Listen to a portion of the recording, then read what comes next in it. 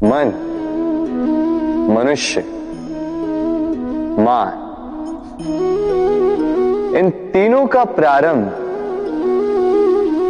मन से ही होता है ना। किंतु आज हम बात करेंगे मान के विषय में।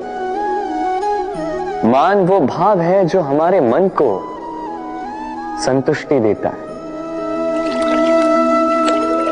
इस पात्र में भरे जल की भांति जो जल इस पात्र के होने का कारण इसका अस्तित्व बनाए रखता है। अब मान से बनता है स्वाभिमान और अभिमान, और इन दोनों में बहुत अंतर है। जो जल इस पात्र के भीतर समाया है वो है स्वाभिमान, जो हमारे मन का संबल है, सहारा है। तो इस पात्र के भीतर ठंडा रहता है और पीने वाले को भी ठंडक पहुंचाता है। और जो जल इस पात्र से बाहर छलके वो है अभिमान, जो बाहर की ताप से भाप बनकर उड़ जाता है। स्मरण रखिएगा, स्वाभिमान आपको बनाए रखता है, आपको शक्ति देता है, और अभिमान आपको नष्ट कर देता है। तो क्या बनना चाहेंगे आप, स्वाभिमानी या अभिमानी? निर्णय आपका। राधे राधे। कहते हैं जीवन में मेल मिलाप अत्यंत आवश्यक है, संबंधों का आधार भी बनता है, व्यापार भी चलाता है, किंतु सबसे अधिक महत्वपूर्ण है व्यवहार। अब इस विषय में सोचिए, आपके जीवन में कौन आपसे मिलेगा ये निश्चित करता है समय।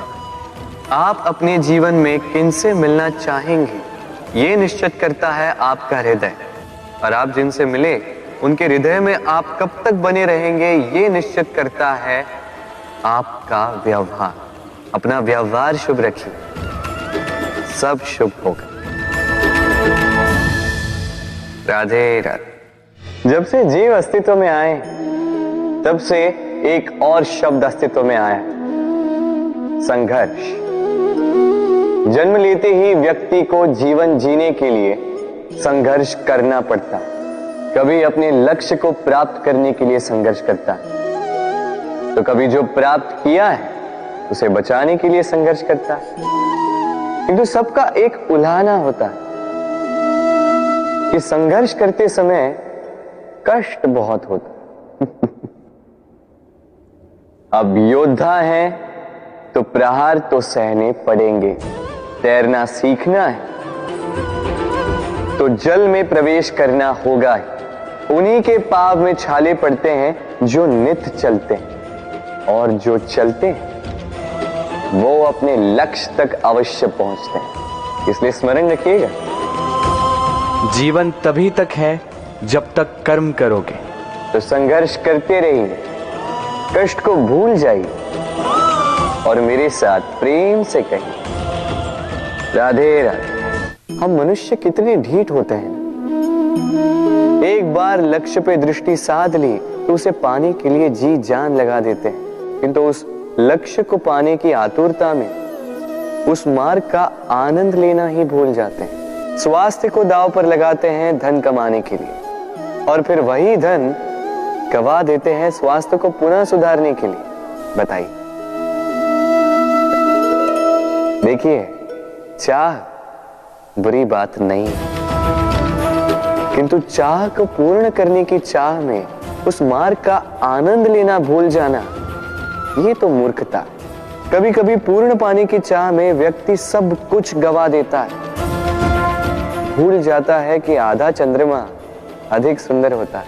जो नहीं है उसे पाने का प्रयास आप अवश्य कीजिए, किंतु जो है उसका संपूर्ण आनंद लेने में वंचित मत रहिए।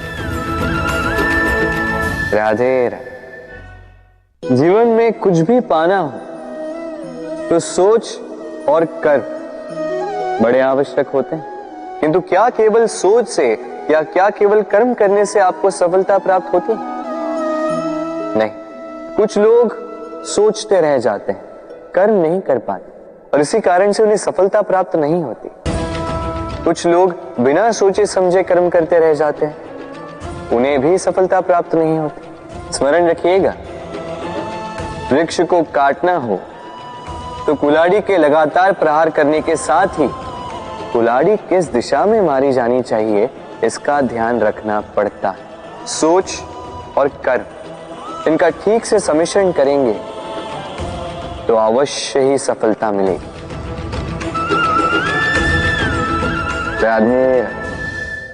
हम सब जीवन में स्वयं के लिए सर्वश्रेष्ठ ही सोचते हैं, सबसे अच्छी सुविधा पाना चाहते हैं, सबसे अधिक सम्मान पाना चाहते हैं, परंतु क्या सबके लिए ये पाना संभव है?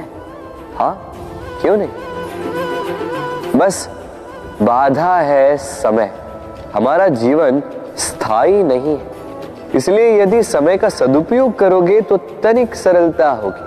अब देखिए ना, जिसे स्वप्न देखना अच्छा लगता है उसके लिए रात छोटी पड़ जाती है, जिन्हें स्वप्न पूर्ण करने होते हैं उनके लिए दिन छोटा पड़ जाता है, जो सम्मान पाना चाहते हैं उनके लिए परोपकार छोटा पड़ जाता है और जो ज्ञान पाना चाहते हैं उनके लिए अध्ययन।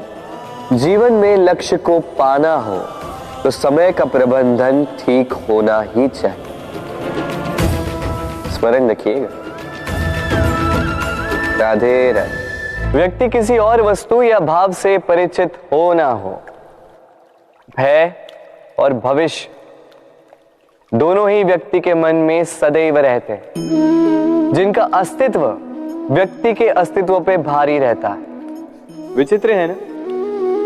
वह वो है जिसे आप नहीं जानते, जो अनजान है, और इसी कारण आपको भय लगता है कि ना जाने क्या होगा। भविष्य वो है जो अब तक घटा ही नहीं, तो जो घटा ही नहीं उसके विषय में चिंता क्यों?